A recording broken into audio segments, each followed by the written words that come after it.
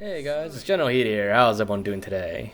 So, by now you've probably seen that the new Halo Infinite update is finally out, and as I showed in one of my previous recent videos, it does come with a lot of cool new features and playlists and other stuff. But what we'll be focusing on for this video is the Delta Arena playlist, or rather the game type that comes with it, which is Legacy Halo Slayer. And what that means is it's basically classic Halo gameplay, but brought to Halo Infinite, or recreated in Halo Infinite, I should say. And they did this because, well, it's basically Halo 2's anniversary, and they were trying to kind of create a sort of Halo 2 gameplay feel in Halo Infinite, so to speak. And that's what this playlist is. Now you can get this game type to use in custom games as well, so you don't have to play it in the playlist if you don't want to. You could just host it yourself with friends in custom games, the custom browser, or even just a bot match if that's what you want to do. But yeah, it's a pretty interesting game type. I did briefly cover it a little bit in my previous video, but it's like my first instinct is that I want to sprint once the game starts, but I can't. That's basically what this game mode is. Because when they say classic gameplay, that obviously means no sprint, no equipment, no clambering, none of the modern Halo game mechanics. It's just trying to be Halo 2 as much as possible in Halo Infinite at least. So, with that in mind, let's just take a look at this one match I did with a bunch of friends, including Ubernick as well. This is actually a pretty interesting matchup.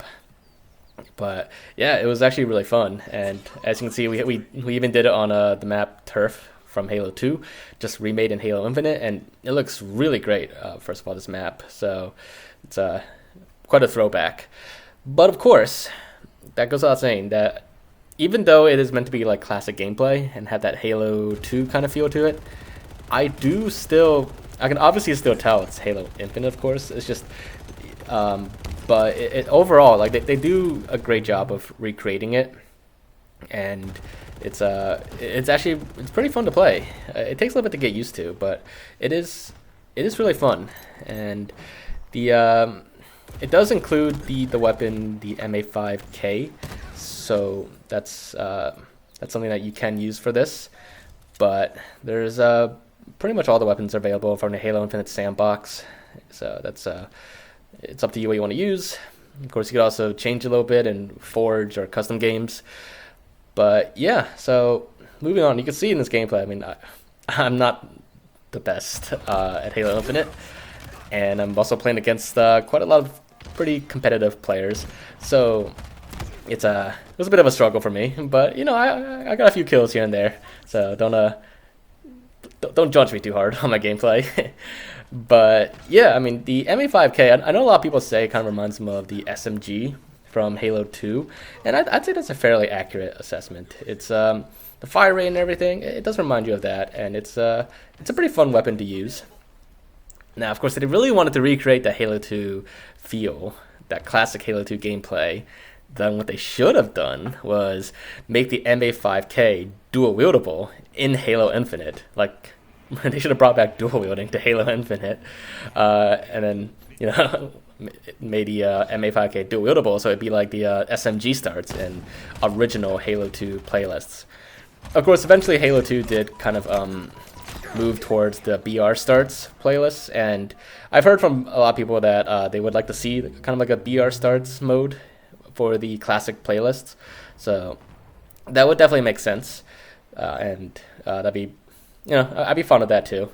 But the MA5K, it is supposed to kind of imitate that SMG starts, but because it's not dual wieldable, it doesn't quite hit that mark, unfortunately. So that would have been kind of funny if they did bring back dual wielding though, and made the MA5K one of those dual wieldable weapons. But alas, I highly doubt dual wielding is ever coming back to Halo Infinite, or really like Halo in general. Like all those rumors about like the Halo CE remake in Unreal Engine, if they do get to like Halo 2 and do like another remake of Halo 2 but in Unreal, I don't know if they're gonna bring back dual wielding for that at all. Like I feel like I feel like they really want to get away from dual wielding. At least that's how I see it.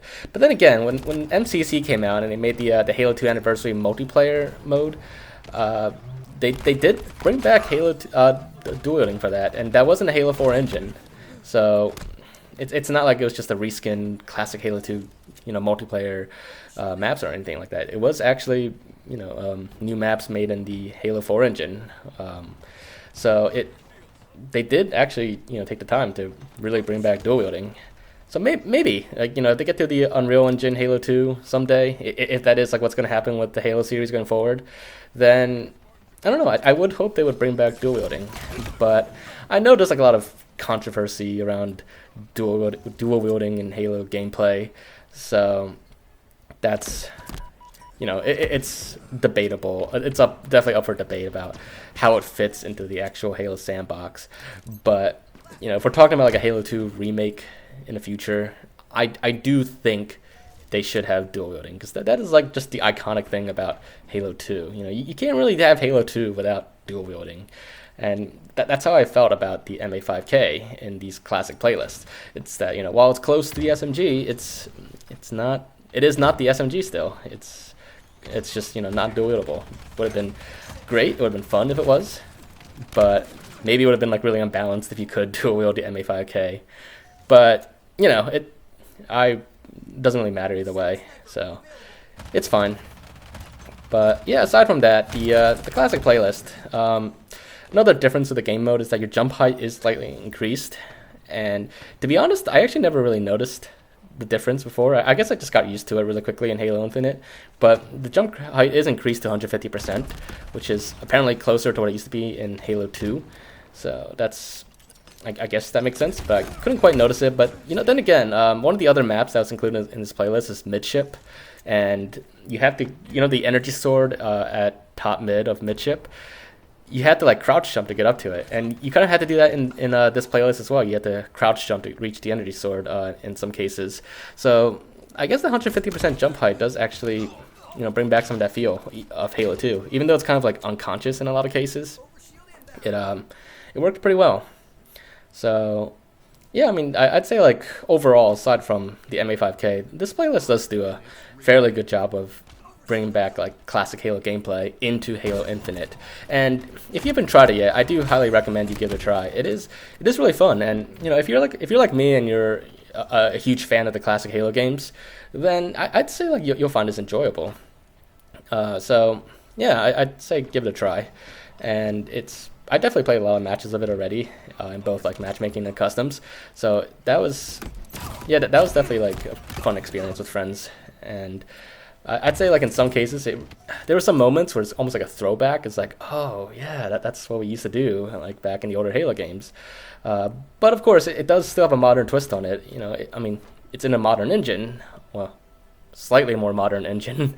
But yeah, it is like, well, I mean, it's basically described as classic Halo but with a modern twist to it, and I'd say that's a very accurate assessment. So yeah, I mean, that's basically what this is like.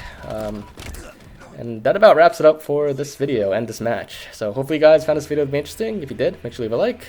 Leave thoughts in the comments. If you've already played it, let me know if you enjoyed this playlist or not.